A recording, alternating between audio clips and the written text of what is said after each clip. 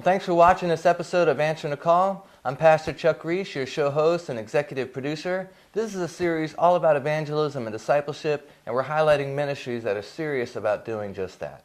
Today, we're visiting with a ministry called Visual Experience Foundation, based out of Spring Lake, New Jersey, and with me is the founder, Michael Benson, also the CEO of Causes. Michael, thank you so much for spending some time with our viewers. I'm glad to be here. Thank you, Chuck. So you've got quite the story. Tell our viewers a little bit about Visual Experience Foundation, how it started, and we'll get into Causes in a little bit.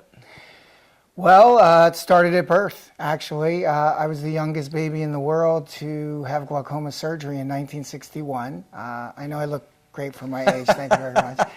But I didn't realize it, but at 16 years old, I did realize it. I had both my eyes operated on at 16, and I was told there wasn't a cure, and that I should take Braille and try being a teenager at finding that out. And so I didn't accept it too well. And so as a younger guy, from 16 to 21, 21 was a big time of my life and when I came to the Lord in my life. But from 16 to 21, I drank alcohol and thought about suicide and a lot of different things in the fear of going blind. Mm-hmm. So, fast forward in 2014, there's a lot in between there. Yeah. But fast forward, I was on a plane coming back from a board meeting out of Des Moines, Iowa, and I got hit with the Holy Spirit.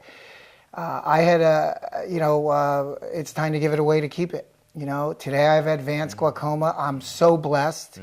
At the time of this shooting, I'm 57 this week, so my eyes are considered a miracle. Born the youngest baby in the world to have glaucoma surgery in 1961. Now technology has increased, and I'm still living a normal life, although I have advanced glaucoma. And I avoided anyone who was blind, like bills you don't want to open. And I was on a plane and I got hit with, it's time to give it away to keep it. And to teach people what you've been doing. And I had been doing something since 16 that I'll share with you. And I got off the plane and I started the Visual Experience Foundation. Yeah.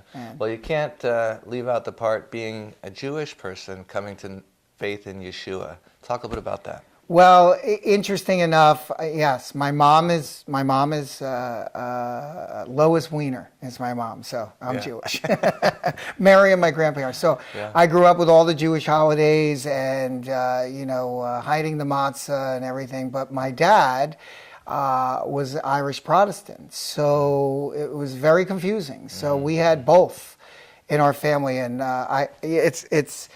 I joke around with friends. They laugh, but it's true. I would go to my grandmother Miriam's house, and it's like, don't eat from that dish. It's a dairy dish. And then I would go to my other grandmother, and she's like, have some more bacon, And so it was pretty. A Jewish dilemma. All you can eat pork. It was, There you go. yeah. Oh, yeah. I was, ham and cheese, dairy and meat at the same time. But it was, this is pretty interesting because as a kid, my dad converted to be married by a rabbi. And we really moved away by the time, I know my brother went to Hebrew school and I did not. And so I really didn't have anything. And although it was a negative thing, God will always use things for his good, right? Yeah. It was a Columbia record I got for a penny of Jesus Christ Superstar.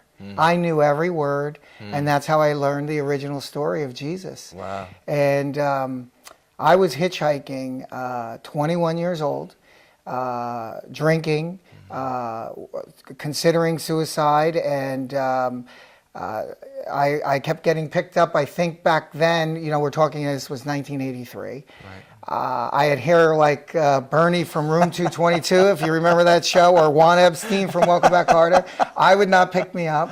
I think there was an evangelistic movement to go pick up hitchhikers and talk to them about Jesus, because 3 days in a row, not 3 rides in a row, I was picked up by people who wanted to talk to me about Jesus Christ. And I can remember it like it was yesterday. I was in Toms River, New Jersey.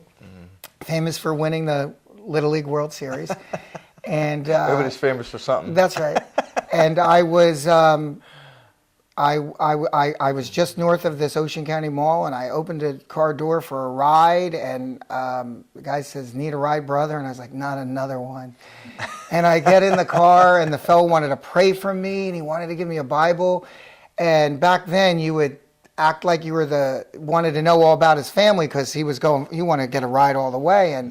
But that day, every molecule in my body, I had to get out of that car. And I threatened him. I said, "Pull." He goes, "Oh, I'm going further." I said, "Let me out of the car. I want to get out of the car." And so he pulled over, and I was standing in front of a Presbyterian church in Toms River. And it wasn't an out-of-body experience, but I was looking up at the cross, and I was like, why do all these people believe in you? And how come little kids, die of leukemia? And how come I have glaucoma? And and if you're so real, why don't you show yourself to me? Why don't you come into my life and change my life? And I'm crying in front of this, and that was like the first time I was yelling and crying. Right. And 2 weeks later, I called a friend who got arrested, and he went to a rehab, and he was going to these 12-step meetings, right? Mm-hmm. Back then, he was going to a Narcotics Anonymous. Mm-hmm. And I was smoking and marijuana and drinking and do all these things, and I called him on the phone. And I was living 30 miles away at the time, and he came and drove 30 miles to pick me up. And drove me, said, "I'll bring you to one of these meetings." And I said, I got to do something. I went out for one drink and woke up and couldn't remember what I did. I knew this wasn't supposed to be my life, and I didn't want to really kill myself, although I was thinking about it. And he picked me up and drove me 30 miles, and I said, "Where are we going?" He said, "Oh, just don't worry about it." And I said, "Do I have to say that I have I just want to check it out?" And I get out of the car for this meeting, and I'm standing in front of the same church and the same cross that I said, "If you're so real, why don't you show yourself to me?" That was November 3rd, 1983, and I got pins and needles. Yeah. I walked in. I was healed. I never touched a drop of alcohol or anything ever again since that day. It's 35 years. Yeah. And right after that, fella came over to this little room that I wound up living in, and with a Bible, and he was the craziest guy on my wrestling team. He would light fires in the garbage can and put him in the elevator, that guy. And he got saved. And I was like, "Bobby, you're saved?" And he started sharing with me, and I said, "I want this in my life." And I told him what happened. And I've been on fire for the Lord ever since, since awesome. 1983. So that's how it happened. That's just an amazing testimony. So now, Visual Experience Foundation, talk a bit about the organization, how it became a 501c3. What are you guys doing? What's the purpose? Well, since I was a kid, I had this fear, right? Even though I had been saved, I still was not really trusting, right? That's the difference in becoming a mature Christian and trusting. And today I have no fear, and I never waste a sighted day worrying about a made-up future in my head. And so that's really what I'm called to go back and share, because there are people that are diagnosed with eye diseases with no cure, and they're drinking, and they're doing drugs, and they're jumping in bad relationships, and they're considering suicide. And I remember I was at a Yankee game years ago, and someone told me I had great blue eyes. I said, "Thank you." And then I couldn't focus on the game. My mind would go into, "Oh, if you only knew I have glaucoma, you probably wouldn't love me. And I have a doctor's appointment, and they're going to tell me I need another surgery." And, I was all the way out to that movie we see every Christmas, "You're going to shoot your eye out," collecting, money on the corner. And then I'd hear a crack of a bat, and 3 innings went by. And the part of eye disease that no one talked about, I'm a patient at Will's Eye, right? They treat the entire patient. No one ever talked to me about the anxiety I felt before each patient, or the part of the disease, right, that steals your now, right now. I could not live in today, and the enemy had me in fear of someday.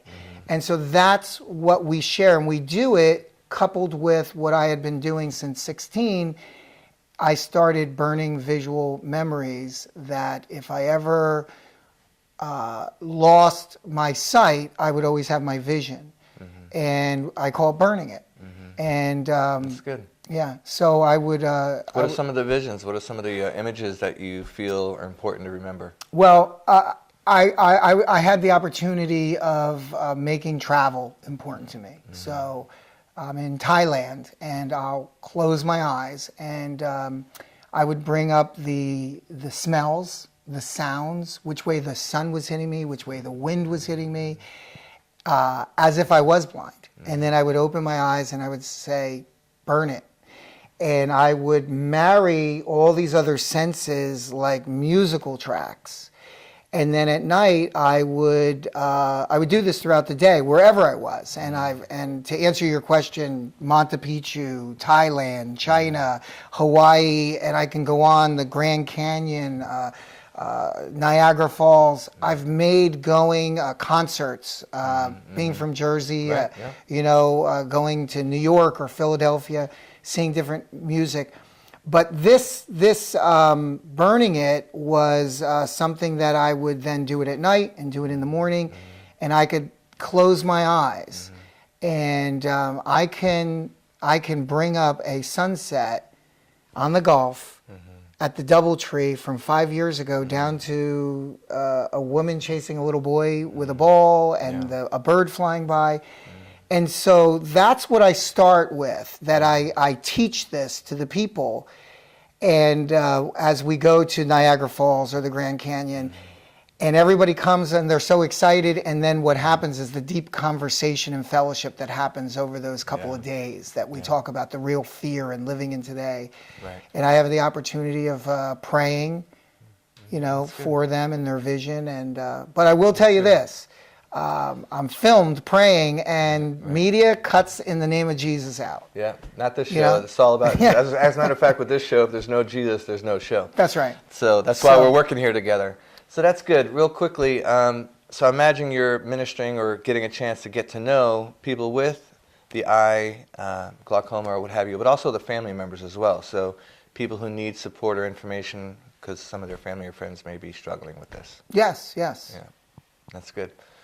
Well, stay tuned. We're going to get some more interviews, talk a little bit about Visual Experience Foundation and how they are answering the call.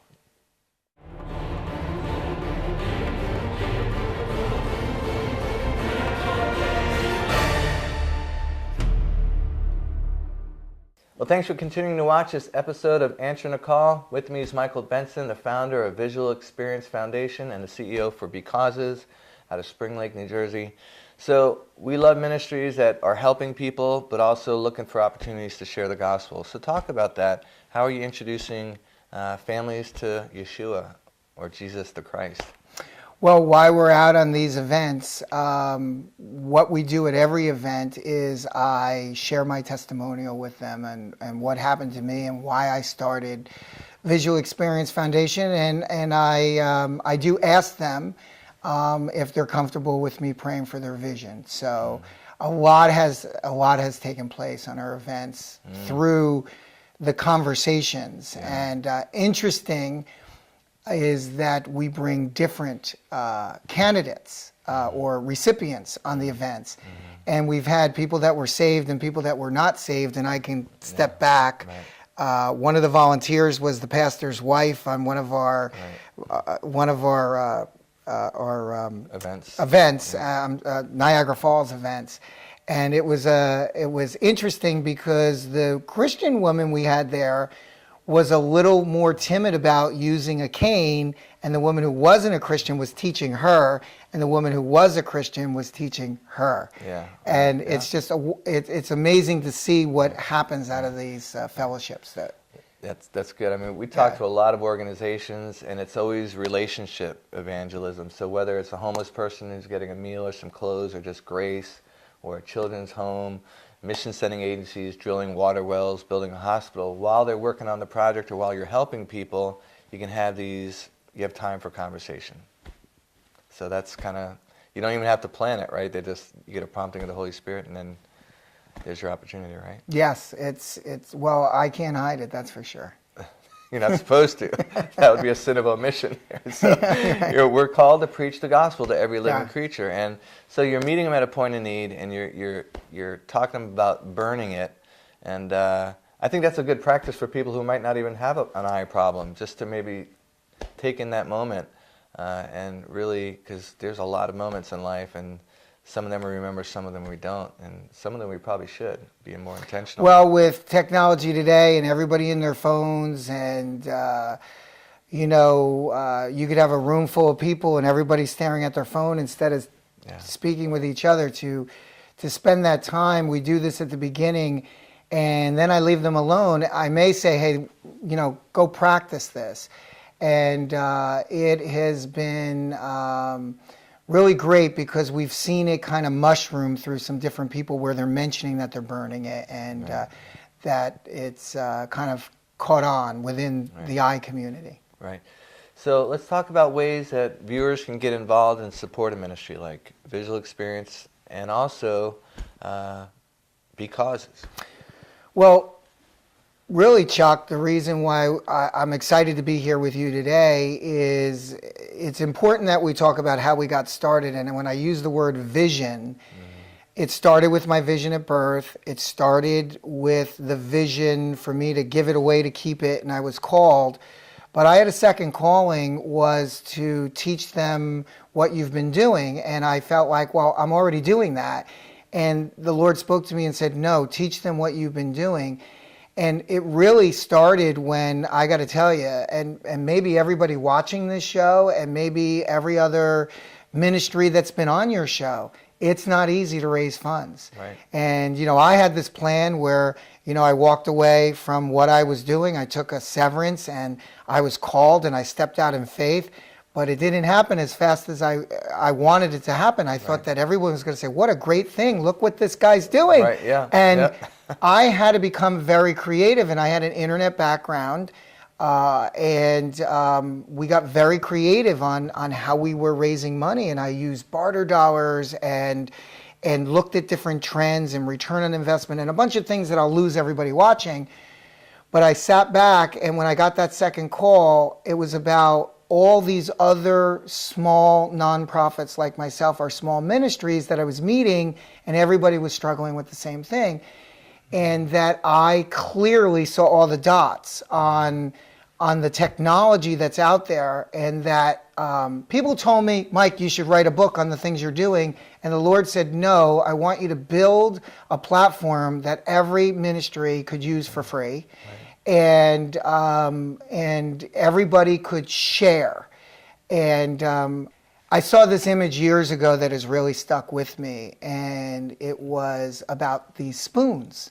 And I haven't been able to find the image I saw. There's some stick drawings on the internet. It was like a Michelangelo, beautiful painting, and there were two of them. And on the top, there was this beautiful oasis, and there were this pot of food in the middle, and these long spoons to reach the food. And the picture was just anguish and torment. The people were skinny demon looking, like with pointy ears, and poking each other with the spoons because it was just long enough to reach the pot, and they couldn't feed themselves, and they were starving even though there was all that food there. Right. And it said hell. And then below there was the same picture, and everyone was, full figured and frolicking in the water and smiling, and it said heaven. And the difference was that those in the bottom, instead of trying to feeding themselves, they just went 15 degrees over and fed the person across the oasis. And everybody was feeding each other. And it hit me and said, we're all in these ministries or nonprofits, and it's all about feeding each other. Boy, not only when I got into nonprofit, in the nonprofit world, right? Not just the Christian world. Competing for donor dollars with American Cancer Society and St. Jude's and everyone else. Right. But then within my own category of eyes, it was like they wanted to tar and feather me. Another guy in the eye world, like, who's this? Right. And it seemed like, really, I thought it was, I had no idea that it was vicious.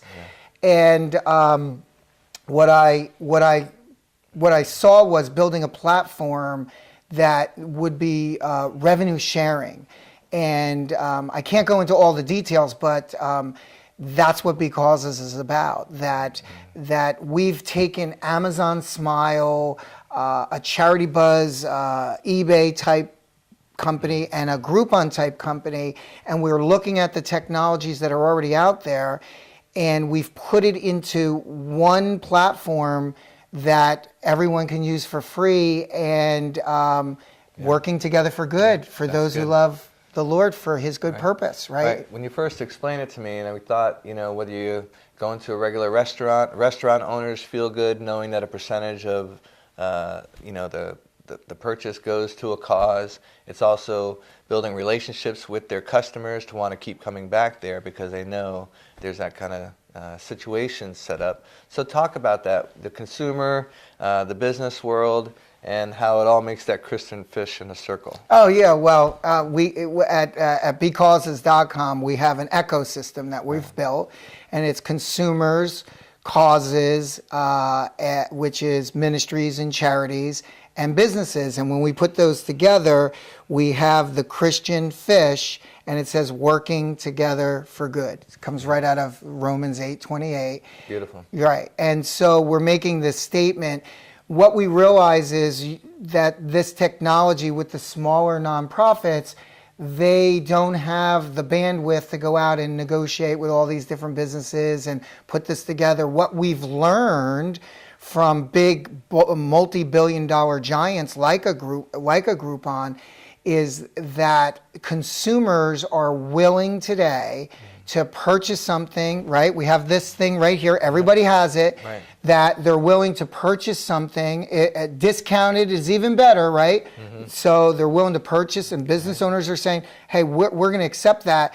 And then they can do it online and walk into a bricks and mortar business and redeem that. Mm-hmm. And when they redeem it, it redeems in the back end of the business back end platform. Mm-hmm. So a lot of them have POS systems, and how do they actually take it and so forth. Yeah. Well, so that's the first thing we did, is we built that same back end that businesses can now participate. Right. And the businesses we're solving a problem for the businesses because they're being hit where you may go to a business and they love you, but they're supporting 5 other causes, and they go, we can't support everyone. Mm-hmm. Now they can, because it's driven by the consumer, that the business can put up one offer and 5 different ministries can shop there with the same offer, and then our system will pay the different ministries on each purchase. That's good. And we're real excited because we're rolling this out, and there's no cost to the ministries to start getting people associated with their ministry. So I'm excited. I mean, it sounds like you got 3 people that would love to call you. The business owners to say, how do I get set up?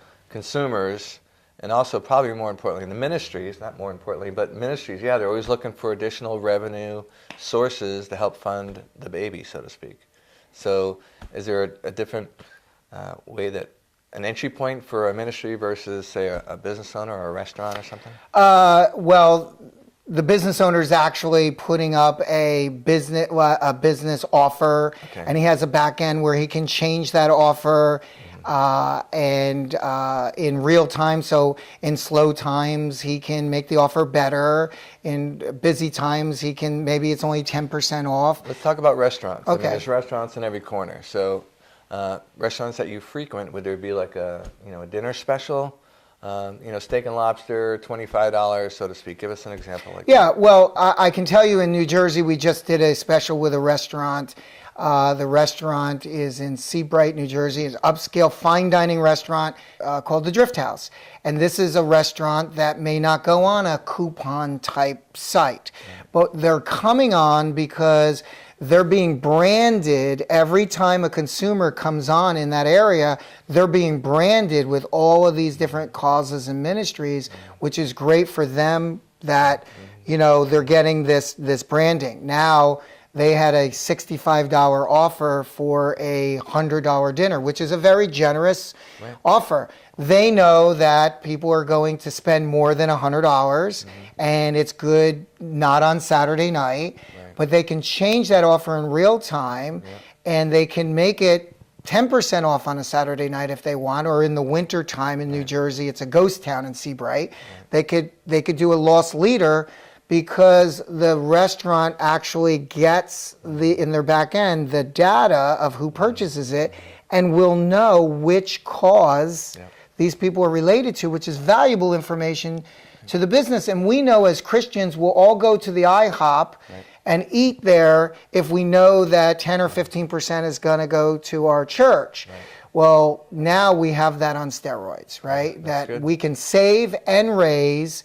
And in the goal is that as we build and we all start sharing with each other, as we get bigger and bigger and bigger, we can go to the big box stores, and you'll be able to, it's only going to get bigger from there. And it's a win-win, really. Everybody's benefiting, and that's. I think God's into win-win situations. What do you think? He doesn't like it when one guy's getting hurt. No. This has been set up to bless all involved.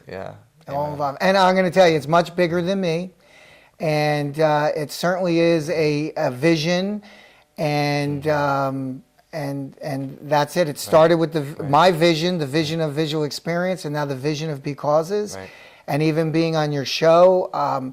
Everybody watching this show can pick their ministry, sign up for free, and when we have offers in their area, they'll hear about them. It won't be overdone, and if they make a purchase, at the same time, they're blessing their ministry. So it's a beautiful thing. That's good. Even with social media, there's just an easy way that people can add a donate button, and they're searching their nonprofit or charity and tagging a because so now the average person is already mindful of raising for their birthday, they're raising funds for a particular cause. So it's almost in our DNA now. We're almost expected to do it. Yeah, if we can use the technology that's out there, the world is using this technology. And the vision that I had is to create this, that we can use it working together for good, for those that love Him, for God's good purpose. And that's really what Because is about.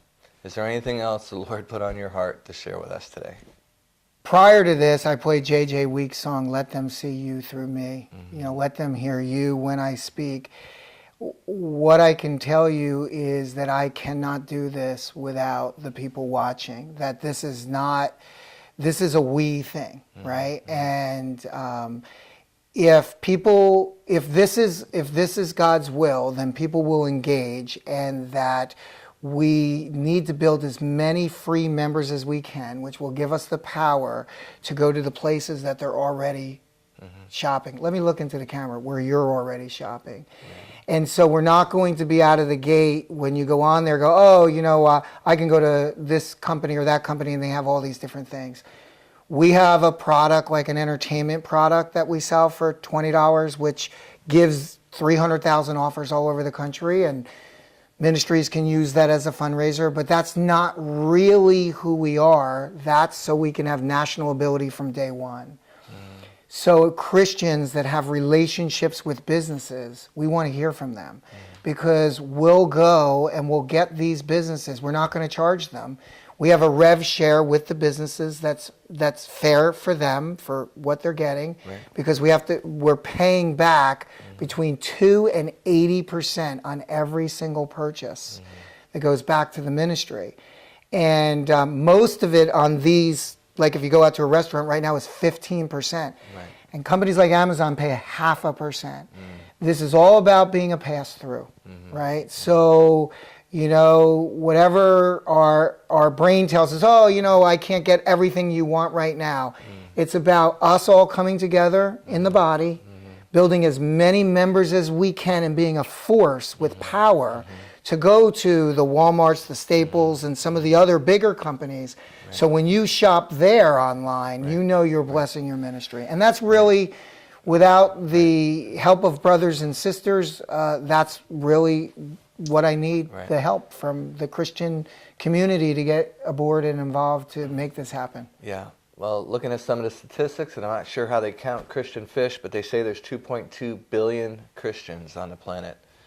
1.5 million Islam followers, and then 900,000 Buddhists, and then the rest of the religions to follow. But so Christians are winning. We're in first place. So that's again 1 out of 3 people on the planet, 1 out of 4 if you're at 7 billion. That's they say is a sleeping giant. Some will say is the body of Christ. So yeah, you talk about a force, and God, knits the body parts together. So these technologies, the enemy's been using technology. We certainly know plenty of examples on how he's doing that. But I think God, the Apostle Paul would be using technology if he had it, right, to reach the world with the gospel. So, to whom much is given, much is required. There's almost an obligation to seize this moment and seize the technology for the gospel. Well, there's a big thing out there today with data security, and we're secure with data, but we're USA right now. There's a lot of things happening in Europe, so we're focused solely right now on USA data, building the biggest platform, and then we can look to go further, take one step at a time. But this is definitely a calling, and it's bigger than us. So if someone out there is watching and this is put on your heart, this is we're looking to build that team, right, to make this happen. And my prayer has been open the doors you want open, close the doors you want closed, bring the people that are supposed to come, take away those that are supposed to go away. Yeah, you pray like that, and that stuff happens. I'm asking to be used, right, and to use this platform for God's good purpose, right, for His glory. Amen. And so this is a call to action. Everybody can sign up as a free member to Be Causes. And you're not going to get 3 emails a day with offers right now. We don't even have them to send them to you, but we're there. We're real. The technology works, and we're going to build this together. Well, Michael Benson, thanks for answering the call. All right, working together for good. Amen. You too. Keep us in prayer as we continue to seek partnerships, and hopefully you too can answer the call.